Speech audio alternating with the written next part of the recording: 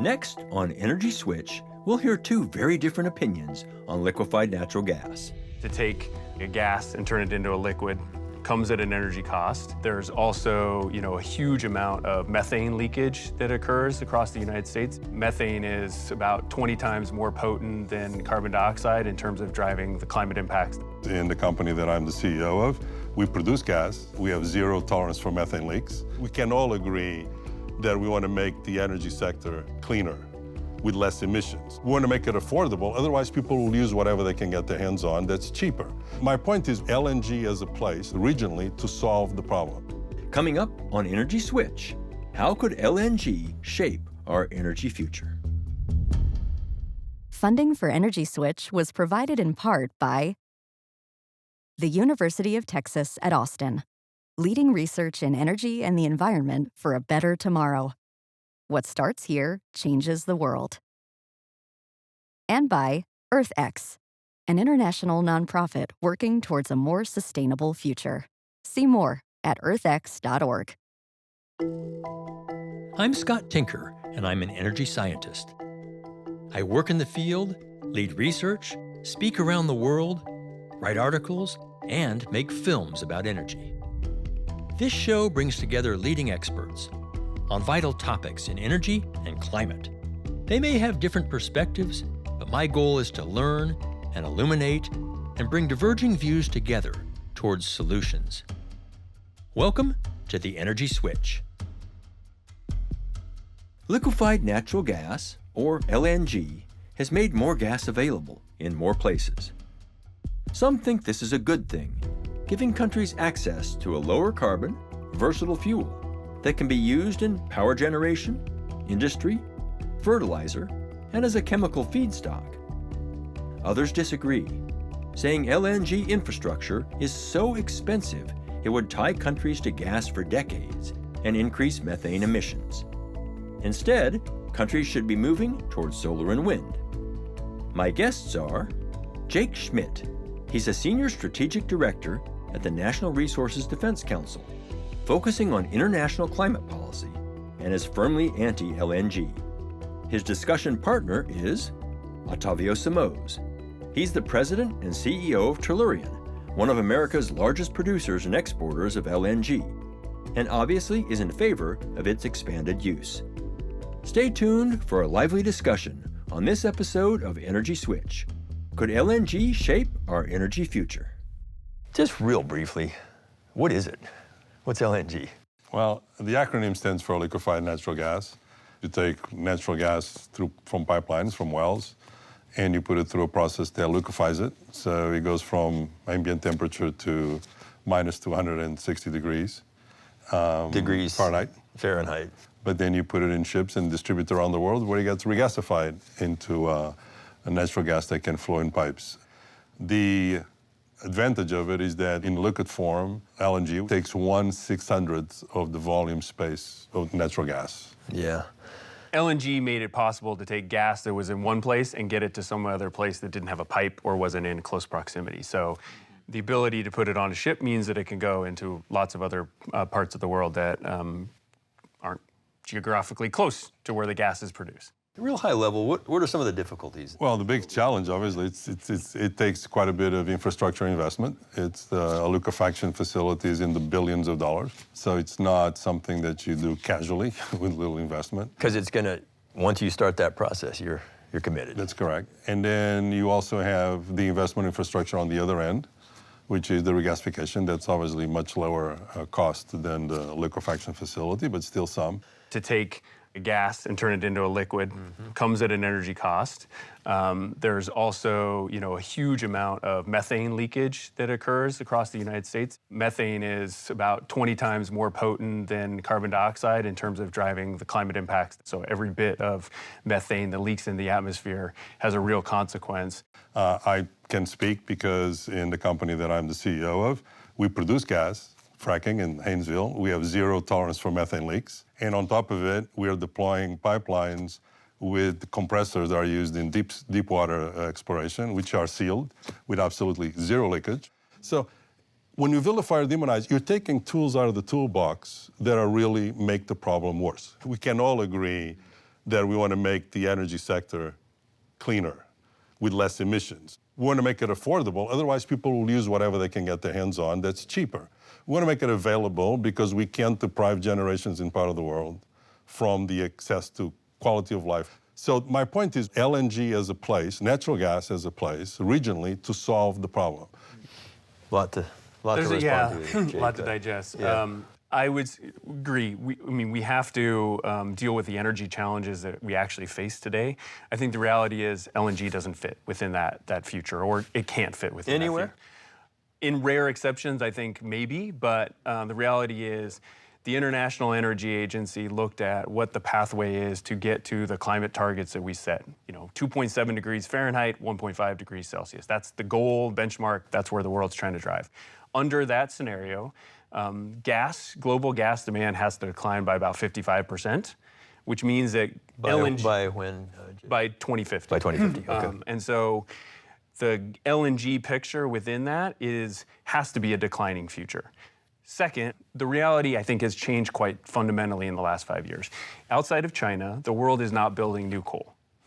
And so the gas that we're putting on the system right now is actually competing with wind and solar. The life cycle impact of solar is about 93% less than LNG. For wind, it's about 98% less. For emissions. For emissions.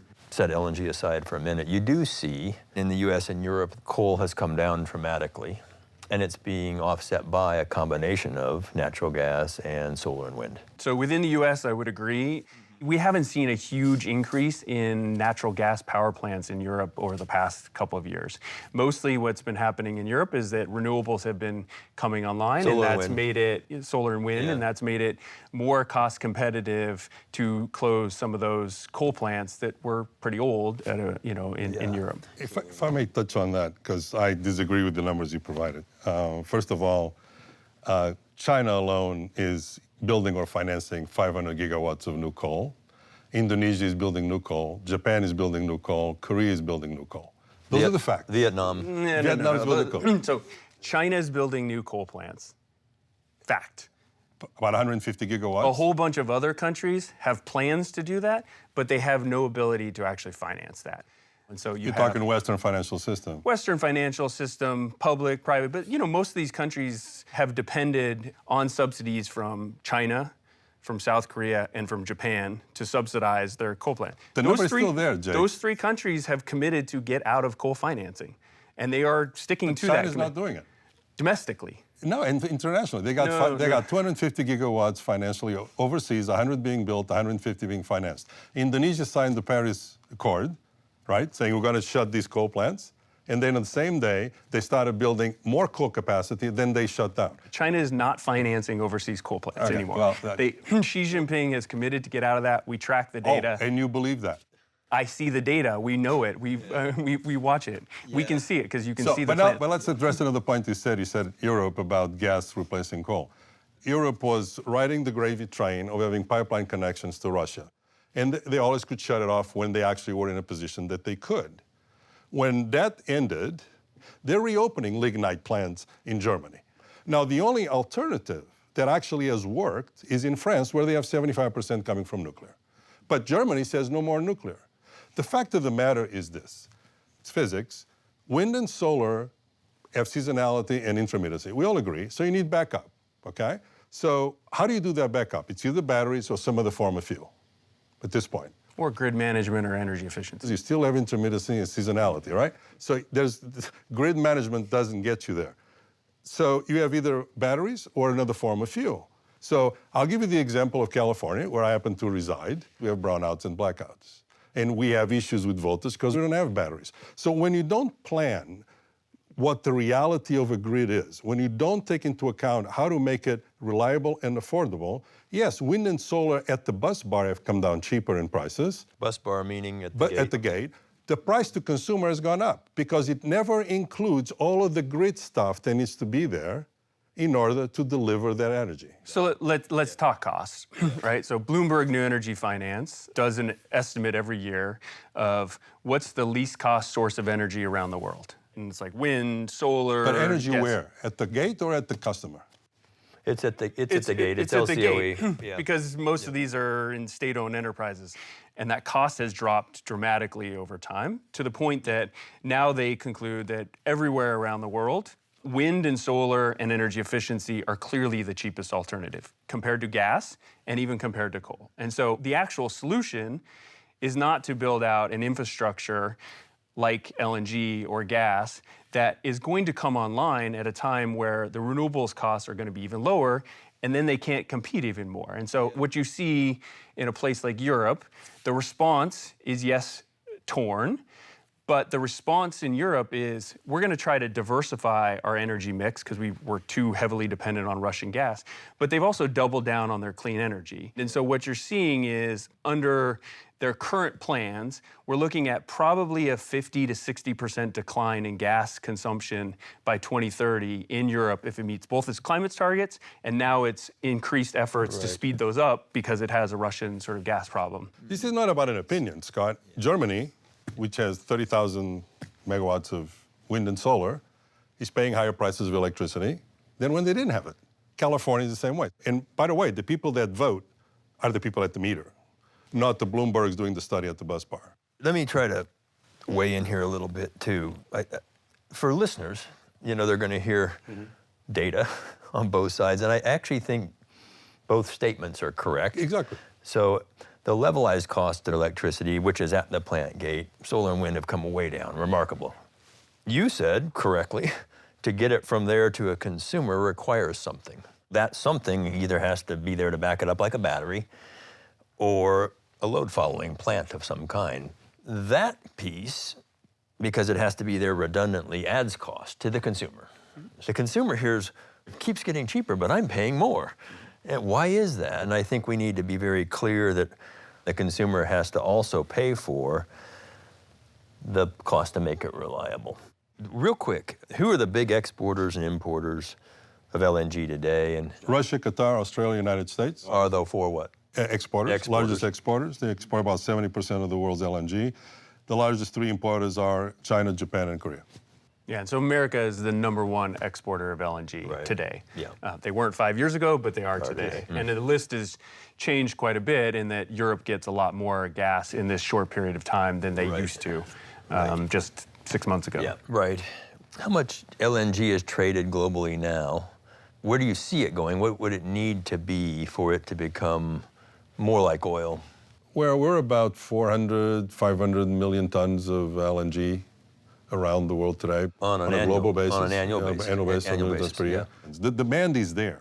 And I've never sat across from anyone that said, please sell me LNG, otherwise I'm going to build a wind and solar plant. The answer is usually, please sell me LNG at a price I can afford, or I'm going to have to go and do oil and coal. Interesting. And that's the reality that it pains me because obviously I am a strong believer that we need to make the energy sector cleaner. And not only that, we also need to really focus on conservation. We forget that part. We waste a lot of energy in the Western world. Do you see natural gas and coal the same? Isn't gas better than coal? Gas is better than coal, but only if its methane emissions are captured. There's significant amount of leakage of methane. His company may be better in that, but the reality is the U.S., when it reports to the UN, the methane leakage in the U.S. is 1.5 times what the U.S. Reports. That's according to people that have looked at this, including the International Energy Agency. But the reality is not, I don't think, a choice between coal and gas anymore. The choice is between gas and renewables now, because that's what's actually coming on the system now. And at the same time, we're seeing some countries interested in gas build-outs, but they're also looking at the possibility of cost of renewables is going to come down over that 10 to 15 years. It's come way down now. It's getting kind of, there's not much headroom in renewables at the gate anymore. Not at the gate, but I think renewables still has huge barriers. So Europe, for example, we think of Europe as a major supporter of renewables, but the cost and the permitting process to do a wind plant is like stacks of paper this tall. And so can you streamline that? That brings down the cost. Can you do that, those sort of pieces faster? I want to make sure I'm hearing this correctly from you. Are you saying that a major economy like the US or the EU could run on solar and wind with batteries? Doesn't it need something else? Molecules for heat? I think we're seeing changes fundamentally in all across those industries. So in the power sector, the analysis shows that from Bloomberg Energy Finance that you could probably meet the variability of wind and solar with storage, better grids, energy efficiency, for power generation. For power generation, which right? is about, let's call it a third. It's about a third globally. Okay. For the industrial sector, it's a little harder. We're beginning to see a significant innovation happening. So we're seeing net zero steel plants being introduced in Europe, net zero cement facilities starting to pop online. It's years away, and there's a challenge that we have, which is why some in the industry are talking about how do you get things like hydrogen into the mix. But I think we're going to see huge innovations. Well, I have significant disagreements with some of the things that were said. I don't think neither one of us, certainly Jake is not, saying that gas is better than wind and solar on terms of emissions. It's not. Right. But the question has to be integrated in the energy issue. Right. And the energy issue is wind and solar are not going to meet the demand or replace the large amount of coal, gas, and oil we have today. Yeah. So the question becomes, what should we do to minimize that, to improve on that? Yeah, we can build nuclear plants around the world to make it, base load, and if we can somehow find a way to produce hydrogen reliably, cheaply, and transport it and use it safely and everything else, great. And we need to look at all those things, but they don't exist today. So what we're facing today is because we're not opening the door to do something that is more pragmatic, we're making the problem worse. Right. Yeah, so there's a time frame issue. There's definitely, I mean, that's a piece I think we should look into. There's a time dimension to this, right? Yes. But it plays the other way too, which is a new LNG facility probably is 2 to 5, maybe 6 years. And so the time for where we bring the LNG facility on comes at a time where we need to be transitioning really fast off fossil fuels. It also comes at that same time frame where the cost of renewables is come down and is going to become even more cost competitive over time. And so you're seeing countries looking at a choice of, I'm building an infrastructure for maybe 30 years at a time where I might actually have an uncompetitive kind of future. Oxford University looked at this in Southeast Asia, and they basically estimate that probably about two-thirds of the gas plants that are planned to be built in Southeast Asia will be uncompetitive with renewables. And so that's a terrible economic choice for a country. When I see studies like that, I don't see the component of redundancy built into the cost, including the Oxford study, in a realistic way. So I worry a little bit about that by saying solar and wind will be cheaper when we see the results of large solar and wind in some economies and they're more expensive. And I think your point is we have people right now in the world that don't have anything, and some that are living with energy that just isn't stable. So yes, we have an energy poverty challenge around the world. That is true. That is mostly in sub-Saharan Africa and a little bit in parts of Asia. Africa's energy challenge is a choice between biomass for a lot of poor people and nothing. And so they're burning biomass right now. But LNG is not going to Africa to provide clean cooking solutions for those people. It's going to heavy industry in Japan, South Korea, Europe. But the solution is not more gas for them. The solution for them is we need to get some renewables and we need to build the grid kind of out there. If I may add, it's a simplification to say energy poverty sub-Sahara. India is in energy poverty. China is in energy poverty. Okay, so a lot of Latin America. 3 billion people around the world. You can have a simple cycle turbine that you can put up in a few months to actually produce electricity for a small site. I mean, if you just look at the numbers, are staggering. India, they got a goal to go from 6% gas in their energy sector to 15% by 2030. That's 95 million tons of LNG equivalent. From right 6 now, to 15. From 6 to 15, 6 to 1.5. Yeah. Plenty of room left for wind and solar and everything else you want to think about. But they need that for their fertilizer, they need that for their industry, they need that for their commercial, for electricity. They need that for gas bottles, okay? Because folks are burning dung. Let's not minimize it, because this is where we lose the argument. How do foreign partners, investments, private equity, how does this help in the conversation? The last 5 years, 6 years, there's been a very strong narrative that private funds, equity, banks, investing in anything that had fossil fuel relationship was just kind of not a good idea. So as a result, we saw production of oil and gas and availability go down, prices went up. What has happened recently is that countries and funds and banks completely reversed their policy. We saw financing of liquefaction facilities in the United States with a multitude of European and banks involved, and American banks. Does that take away from the necessary investment in other things we're trying to develop, like wind, solar, batteries, whatnot? No, it's actually not competing. But people are realizing that eliminating one side actually creates a problem. How do you see money playing in this? I think when investors are looking at this, they're looking at it from two different angles. What is the long term, right? Is it going to pay back over that period of time? Is something going to come online that's going to make that uncompetitive or make it hard for that loan to get paid back? Investability. Really, yeah. Two, they're going to look at what's the cost versus the alternative, today. And I think what we're seeing is now all the major asset owners, all the major private equity funds have committed to shift dramatically towards a climate-safe future. So they're, in the near term, not always investing along those lines, but that's the kind of long-term trajectory that they've signaled. Look, I agree with Jake. You mentioned two items. I think you missed the third one. Whether it's private equity, they want a return on their investment. And right now, historically, the wind and solar projects have provided lousy returns. And that's going to be the biggest challenge. What projects can come up and deliver those returns are the ones that are going to get the money and get the allocation of capital.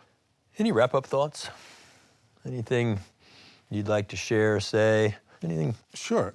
Let's agree on what we can agree. Let's bring folks together, academia, industry, NGOs, that basically said, look, we're willing to solve the problem, and we're willing to be convinced and change our minds.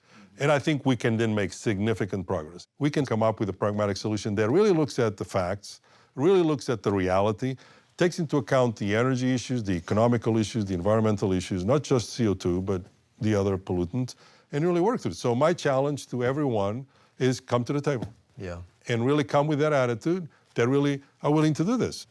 Wrap-up thoughts? I mean, the LNG industry, I'll be frank, I think sells a story that's not actually, true in reality. So if the industry is actually interested in providing, cheap electricity to the world, then it needs to sell LNG at a much lower cost, because most of the world can't actually afford the prices that Europe can pay. And if the industry actually wants to be part of the climate solution, then it needs to clean up its methane leaks dramatically. And if we want to actually solve the climate crisis, we can't build a whole bunch of gas plants that then 10 years from now we need to shut down, because the math just doesn't work in terms of a climate crisis. So we need to put the same amount of dollars that we're putting into the fossil fuel industry into the clean energy future. And I think there's solutions there. Yes, wind and solar don't always run, but there's solutions to that we can figure out if we come to the table. So I think it's important for the industry to actually have a more realistic kind of picture of what the solution set sort of looks like going forward. And so I hope that we can kind of get there, but we got a short window to get there. Can I add one thing? My thought is, my wrap-up comments are about creating a dialogue. It's not a right way to start the dialogue by saying what the LNG industry says it's wrong. So just a comment, if you want to establish credibility and trust, because the industry can turn around and say the environmentalists really are not saying the truth. Let's come to the table and let's put the stuff that really is a way to get a dialogue going. Yeah, it's a good observation and conversation, I think, that the thoughtful people in government, global, in NGOs, NRDC, EDF, others, in industry, and academics. We gotta find those groups and bring them together, and we'll be able to then start to address some of this. So I really appreciate both your civility, your candor, your thoughts, how you see the world, and for taking the time to be here today. Thanks for having me. This Thanks for having has us. been great. Yeah, told you off the outset we would not agree on everything. But you do agree on some things. Some things. Yeah, and that's a good thing. Scott Tinker, this is the Energy Switch. Perhaps not surprisingly, this became a discussion about solar and wind versus LNG. It's true that solar plants and wind farms have become cheaper over the past decade, but their electricity has not become cheaper to the consumer because they produce energy intermittently and require some backup source to fill in the gaps. That may one day be batteries, but today it's most often natural gas. To me at least, that seems less like a competition and more like an opportunity for supporters of solar and wind and LNG to work together to create electricity systems in more countries that are both lower carbon and reliable.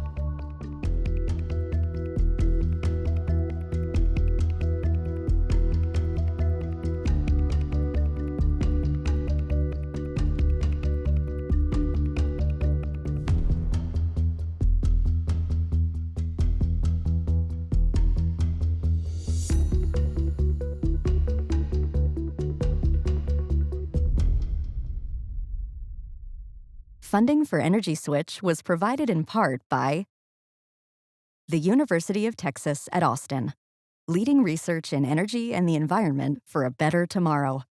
What starts here changes the world.